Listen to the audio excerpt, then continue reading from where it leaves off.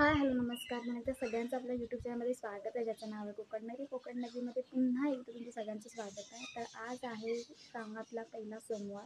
तर आता कोकणामध्ये सगळ्यांचे उपवास वगैरे असतात आणि तो जो काही उपवास असतो म्हणजेच काय, तर सकाळचं जे काही दुपारचं जेवण असतं त्याच्यामध्ये मसाल्याचा एक कशाचाही वापर नसतो. फक्त नॉर्मल जसं आपण उपवास पकडतो त्या पद्धतीने घरामध्ये नाश्ता वगैरे बनतो आणि जो काही उपवास धरलेला असतो रात्री आपण जे काही जेवण बनवतो तिकडाचं त्याच्यावरती सोडतो. पण आता कोकणामध्ये तसं बघायला गेलं तर सगळेच म्हणजे सोमवार सोडला तर बाकीचे जे काही वार आहेत त्या दिवशीसुद्धा भाज्याच खाल्ल्या जातात श्रावणात. यांनी कोणी श्रावण पकडला असेल त्यांनी तर रानातल्या भाज्या जास्तीत जास्त ते खातात. तर आता आपल्याकडे अशी आपल्या रानातच अशी नाही, पण आपल्या घरासमोर वगैरे रुजली तुम्हाला एक भाजी दिसत असेल, तेरीची भाजी तुम्ही ऐकली असेल. तेरी पण म्हणतात, तेरी पण म्हणतात, तुम्ही जे काही म्हणू शकता असं काही नाही. सो तेरीची पण भाजी बघायला मिळते. पण तुम्हाला माहिती आहे की तेरीच्या भाजीच्या मध्ये खूप सारे प्रकार आहेत, खूप सारे जाती आहेत. ती कशी ओळखायची, काय ओळखायची, सो मी व्हिडिओसुद्धा टाकलेला आहे त्याच्यावरती. पण आज ती जी भाजी आहे ती साफ कशी करतात वगैरे मी आज तुम्हाला सांगणार आहे. पण जर व्हिडिओ आवडला तर नक्की लाईक करा, शेअर करा आपल्या चॅनलला आणि सबस्क्राईब करायचं अजिबात विसरू नका. चला दाखवते. तर हे बघा, इथे मी ना तुम्हाला दाखवण्यासाठी की कशा पद्धतीने ती साफ केली जाते. आणि तुम्हाला पण माहिती आहे की ही जी भाजी आहे की आपल्या रानातच मिळते असं काही नाही. आपल्या घरासमोर जसा टाकळा रुजतो त्या पद्धतीने ही तेरीची भाजीसुद्धा रुजते.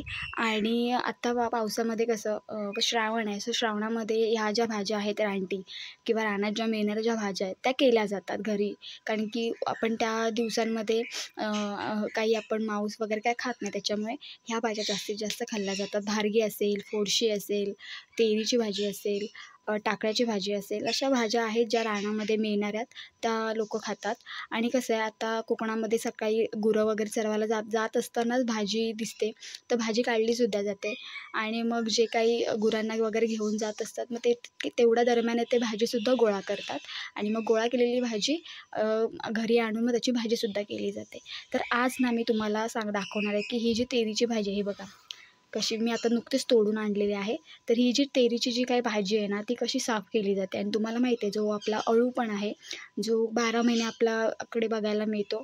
जर त्याला बऱ्यापैकी पाण्याचा सोर्स असेल चालू, आपल्या घरातलं जे काही सांडपाणी असेल किंवा अजून कुठे पाणी जर सोडलेलं असेल तिथे जर अळू असेल तर आपल्याला 12 महिने बघायला मिळतो. पण यांचं तसं नाही. हे जे आहेत ना हे रानात वगैरे रुजणारे आहेत, आपल्या घराच्या शेजारी वगैरे रुजणारे आहेत. त्याच्यामुळे ह्यांना पाणी एवढं मिळत नाही, त्याच्यामुळे पावसामध्येच ही बघायला मिळतात तेरी. तर मी आज तुम्हाला सांगणार आहे की कशा पद्धतीने साफ केली जाते. जसं अळूला जशी खाज असते तशी तेरीलासुद्धा खाज असते. आता काही जणं साफ करताना वगैरे ना हाताला तेल वगैरे लावतात. तर का, तर खाज लागू नये किंवा एक काळपट असा ना हात आपले जे असतात ना असे काळे थोडे पडतात, थोडे असे ब्राऊन होतात आपले हात. तर तेच असतं की ते खाजेर असतं त्याचं सगळं आपल्या हाताला लागतं, त्याच्यामुळे आपल्याला ती खाज लागते. तर अळू सगळ्यांनाच काय बाबा खाज लागत नाही, काही लोकांना खाज लागतेच.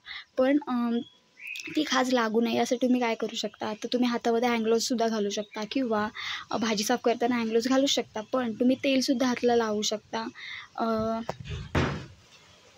आता ही जी खाज आहे म्हणजे आता पानांमध्ये सुद्धा असते, पानांच्या देठांमध्ये सुद्धा असते. आता हे बघायची देठ बघा केवढे लांब लचक आहेत. तर मेन म्हणजे ना हे देठांवरती जे काही तुम्हाला असं ब्राऊन कलरचं हे दिसते ना वरची साल, ती साल काढावी लागते.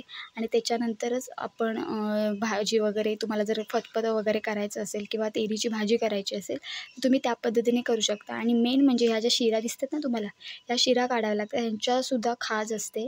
त्याच्यामुळे तुम्हाला माहिती आहे का, जेवणामध्ये जेव्हा ही भाजी करत असताना अळूचं फतफतं असेल किंवा तेरीची भाजी वगैरे करत असताना त्याच्यामध्ये चिंच किंवा कोकम असा एक आंबटपणा आतमध्ये सोडला जातो, जेणेकरून जो काही त्याला जो खाज लागेचा जो प्रकार असतो ना तो कमी होतो. कमी होण्यापेक्षा नष्टच होऊन जातो जर तुम्ही कोकम वगैरे टाकलं तर. आता अजून एक तुम्हाला माहिती आहे का, सुरण पण एक असतं. सो सुरणाला पण तुम्ही माहिती आहे का, जेव्हा कापं वगैरे करतात तर सुरणाला कापल्यानंतर तुमच्याकडे जर आगळ असेल किंवा कोकम असेल तर कोकमचं कोकमामध्ये वगैरे पाणी ॲड करून ते सगळं त्याला लावलं जातं. का, तर त्याला पण एक खाजेरचा एक प्रकार असतो. सो काही भाज्यांना ना, फळभाज्या असतील, पालेभाज्या असतील किंवा रानटी भाज्या असतील त्यांना ना एक खाजेसारखा एक प्रकार असतो. त्याच्यामुळे ते काढण्यासाठी तुम्ही कोकम वगैरे, चिंच वगैरे त्याच्यामध्ये टाकू शकता. आता जेव्हा अळूचं फतफदं वगैरे बनवलं जातं ना त्याच्यामध्ये पण कोकम टाकलं जातं. तेरीचं जे काही सांबार बनत असेल किंवा फतफदं बनवत असेल तर त्याच्यामध्ये पण कोकम टाकलं जातं. कोकमचा गुणधर्म काय आहे, जे काही खाजेरा प्रकार असेल तो नष्ट करणं, भाजीमधला जो काही असेल नष्ट करणं. पण त्याच्या व्यतिरिक्त आपण साफ पण करू शकतो, जेणेकरून जो काही भाग आहे त्याचा तो नष्ट होईल, जो खाजेरा भाग आहे. आता मी तुम्हाला इथे दाखवते कशा पद्धतीने ते साफ केले जातात. तर हे बघा इथे ना, हे तेरीचं पान आहे, तुम्ही बघू शकता एकदम कोवळ्याचा. आणि मेन म्हणजे ना, कोवळी पानं वापरायची तुम्हाला जर करायची असेल भाजी, तर मेन म्हणजे ना कोवळी पानं वापरायची. आता तसं बघायला गेलं तर तेरीमध्ये सुद्धा प्रकार आहे, जसे अळूंमध्ये प्रकार आहेत तसं तेरीमध्ये सुद्धा प्रकार आहेत. पण अळू आणि तेरी तुम्ही इझिली ओळखू शकता. अळूची पानं ना थोडी अशी जाडसर असतात आणि कलरला एकदम डार्क असतात, हिरवा कलर. आणि ही ना थोडी अशी पोपटी थोडी अशा कलरची असतात. ह्याच्यामध्ये पण अजून एक प्रकार आहे जो एकदम हिरवे असतात, त्यांचे दांडे आहेत ना, हे खालचे देठ ते पण एकदम हिरवे असतात. तर ते आपण वापरत नाही, त्यांना भयंकर खाज असते. भयंकर म्हणजे भयंकर खाज असते, तर ते आपण वापरत नाही. तर हे बघा ही पानं आहे आणि पानाच्या पाठीमागे हे बघा, ह्या ज्या शिरा आहेत ना, या शिरा त्या सुरीच्या मार्फत तुम्ही काढू शकता. जसं तुम्ही अळूचे काढता त्या पद्धतीने ना तुम्ही हे सुरीच्या ह्याच्याने तुम्ही काढू शकता. ह्या ज्या शिरा दिसतात ना, ह्या शिरांमध्ये पण खाजेरा एक प्रकार असतो आतमध्ये शिरांमध्ये, त्याच्यामुळे हे पण तुम्ही काढू शकता. आपण म्हणजे अळूचं जसं काढतो ना, तर अळूच्या वड्या वगैरे बनवतो आपण, तेव्हा पण काढून टाकतो. त्या पद्धतीने हे पण काढून टाकायचे. हे कोवळी आहेत पानं, अगदीच काही जून नाही झालेली आहे.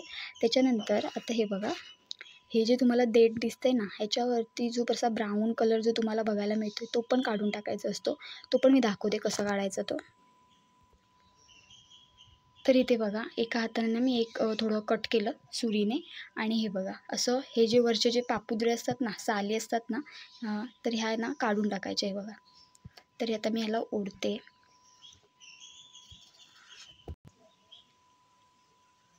तर हे बघा अशा पद्धतीने साफ केले जातात. काय करायचं आहे, फक्त हे बघा इथे कट करायचं आहे. कट केल्यानंतर तुम्ही जर ओढलत ना, तर ओढतानाच हे असं तुम्हाला एक पापुद्रा येताना दिसेल, तर हे पण काढून टाकायचे. आणि हे बघा हे असे निघतात.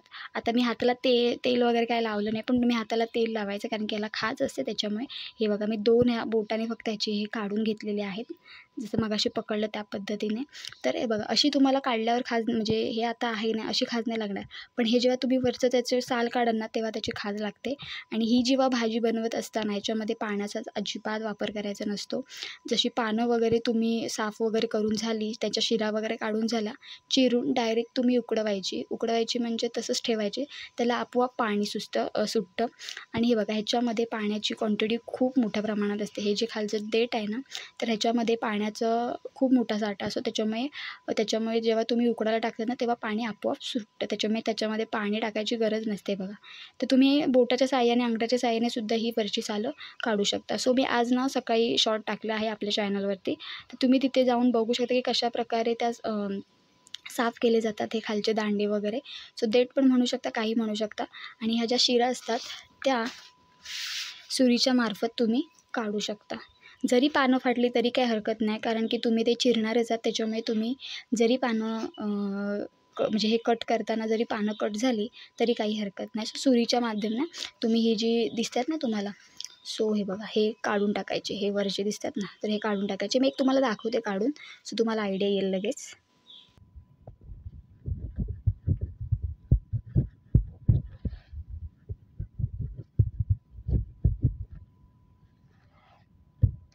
सो हे बघा इथे मी ना बघा कसं केलं.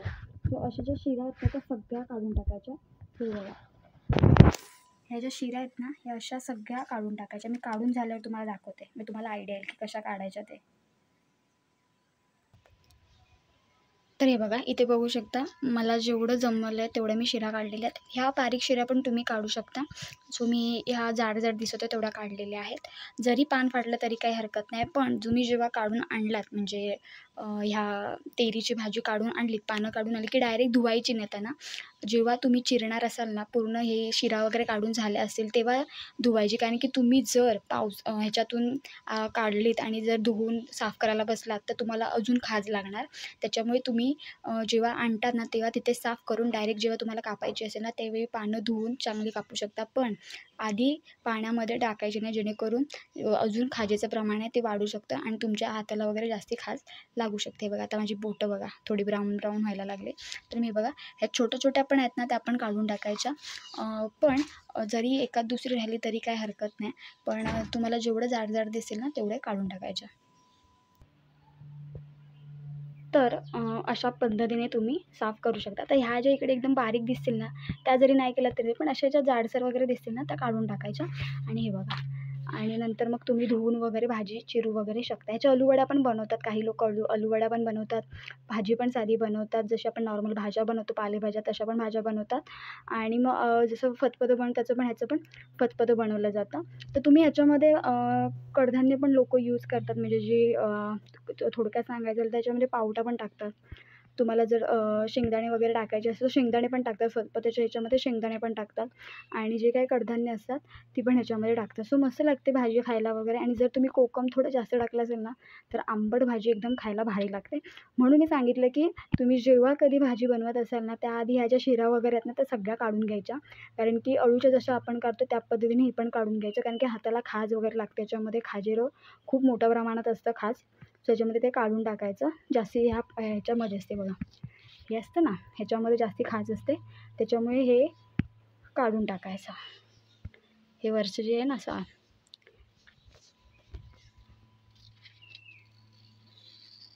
हे बघा, असं जरी ओढलत ना तरी ते येईल. सो हे असं काढून टाकायचं आणि साफ करायचं. तर अशा पद्धतीने ओव्हरऑल मी तुम्हाला सांगितलं आहे कसं वगैरे करायचं. आणि आता ही अवेलेबल असतात पानं, त्याच्यामुळे ही जास्तीत जास्त हे करतात आणि लोकं आवडीने खातात आणि लागते पण एकदम मस्त. कारण की रानभाजी आहे, त्याच्यामुळे रानभाज्या सगळ्याच मस्त लागतात. म्हणून तुम्हाला दाखवलं की कशा पद्धतीने साफ वगैरे करतात आमच्याकडे. आणि मस्तपैकी चिरून उकडतात आणि उकडल्यानंतर मग ज्याच्या कशी प्रत्येकाची वेगवेगळी पद्धत असते बनवण्याची, त्या पद्धतीने ते बनवतात. त्याच्यामध्ये शेंगदाणे वगैरे, आमच्याकडे शेंगदाणे वगैरे टाकले जातात. फुगवलेले शेंगदाणे आधी फुगवत ठेवायचे, त्याच्यानंतर मग आपण जे फतफतं वगैरे बनवतो त्याच्यामध्ये टाकायचे. सो असं पण केलं जातं. तर तुम्हाला व्हिडिओ आवडला असेल तर नक्की लाईक करा, शेअर करा आपल्या चॅनलला आणि सबस्क्राईब करायला तर अजिबात विसरू नका. हाताला तुम्ही तेल पण लावू शकता. खाज जास्ती लागत वगैरे असेल तर, काहींना खाज वगैरे अजिबात काही लागत नाही, पण काहींच्या स्किनचं पण, काहींना स्किनचे पण इश्यूज असतात. स्किनचं थोडक्यात सांगायचं झालं तर ॲलर्जी वगैरे पण असते. तर तुम्ही तेल वगैरे लावू शकता. आणि भाजी बनवत असाल तर त्याच्यामध्ये तुम्ही कोकम वगैरे टाकू शकता. जर तुम्हाला अगदीच जरी, काही लोकं काय करतात ज्यांना काही माहीत नसतं ना, ते डायरेक्ट कापतात आणि भाजी करायला घेतात. पण तसं करायचं नाही. ह्याच्यामध्ये खूप सारी खाज असते. ती खाज काढण्यासाठी तुम्ही त्याच्यामध्ये कोकम वगैरे टाकू शकता. सो अशा पद्धतीने मी तुम्हाला ओव्हरऑल माहिती सांगितली आहे. सो व्हिडिओ आवडला तर लाईक करा, शेअर करा आपल्या चॅनलला आणि सबस्क्राईब करायला तर अजिबात विसरू नका. असाच व्हिडिओ घेऊन आपण पुन्हा भेटणार आहोत. तोपर्यंत बाय बाय.